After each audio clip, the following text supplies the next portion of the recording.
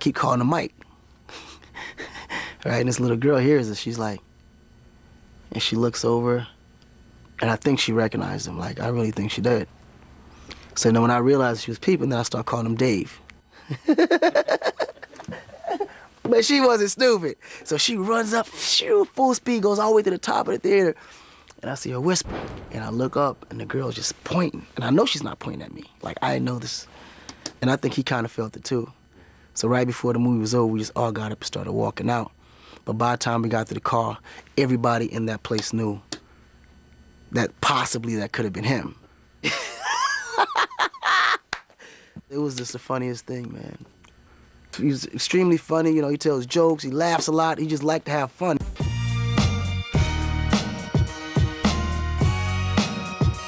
Michael definitely had a sharp sense of humor, but when it came to making music, Akon remembers him being all business.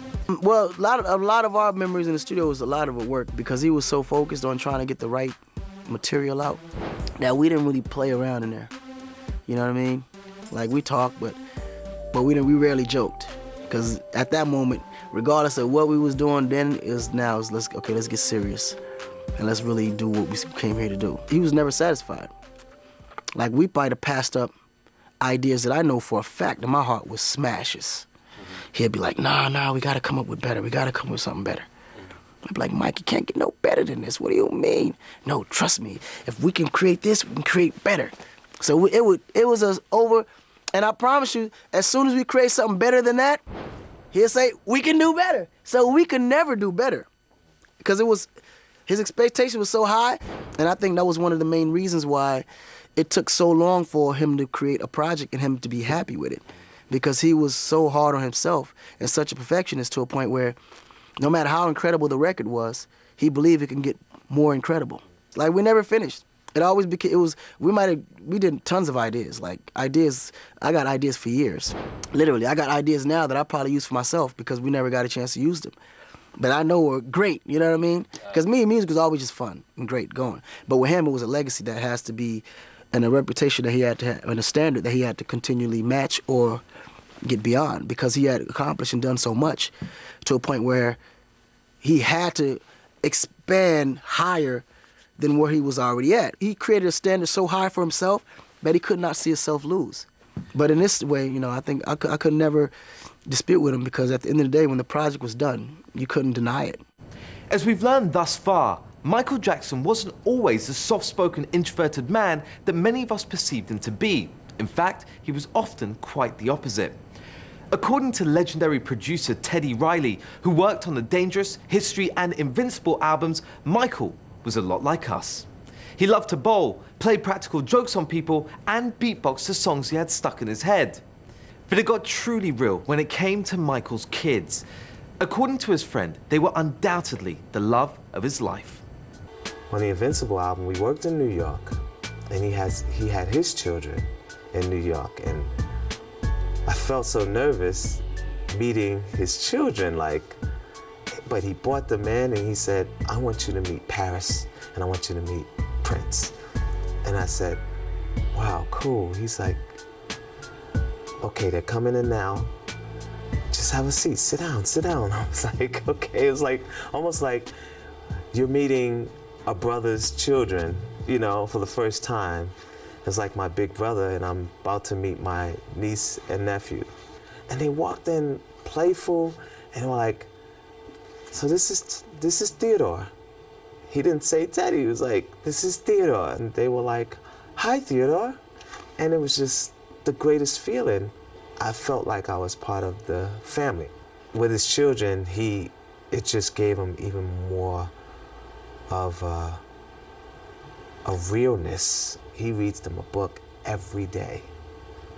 When we were in Virginia doing the Invincible album, it was not one day miss reading the children something. So that showed me right there, he's an incredible father. We talked about his moments when he was young and how, you know, he would never have his children go through any of that. He would never scold them. You know, it was just not the answer. And he knew, you know, he just like, I would never have them go through the same thing ever in their lives. He's like, I think the best schooling for children is time out. The best schooling for children is let's read a book. I have to say this, his timeouts are not as bad as, our timeouts and, family timeouts. His timeout is the kids gotta go lay in the bed and stay in the bed. They don't go up against the wall and look at the wall for, an hour, or 10 minutes. He sent them to the bunks with no TV. So for me, that's a good timeout. But the kids, they knew what it was. They realized what it was. So that's what I witnessed when I met the children. They love their dad. They love their dad so much. They love him so much, and I know that they're gonna really miss him. Really, really, really miss him. All of us know Michael Jackson as the king of pop, but he's also the undisputed king of charity.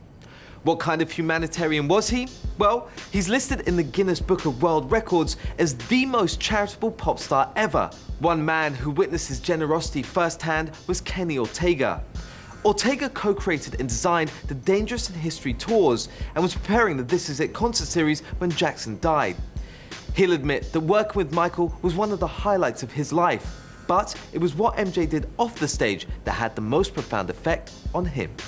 Working with Michael was it was like a completely unique experience to anything else that you could possibly have in your life as a creative person. The first time Michael called me to work with him was before Dangerous, 2 decades ago.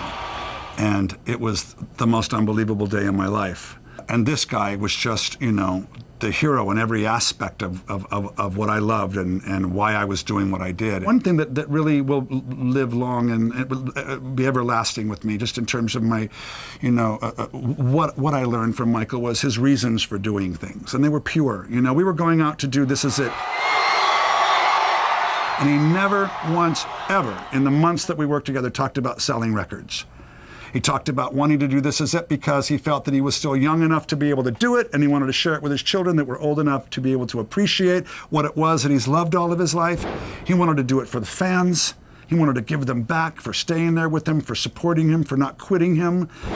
And most importantly, he said, Kenny, I wrote these songs, over a decade ago. Earth Song, We Are the World, Heal the World, and look at the planet. Look at the peril that we're in. Look at the human condition. If we don't do something to help this planet in the next 4 to 6 years, we'll have done irreversible damage, and there will be no saving this place for future generations. And that's how he talked. Now let's go to work. Let's dream up a show.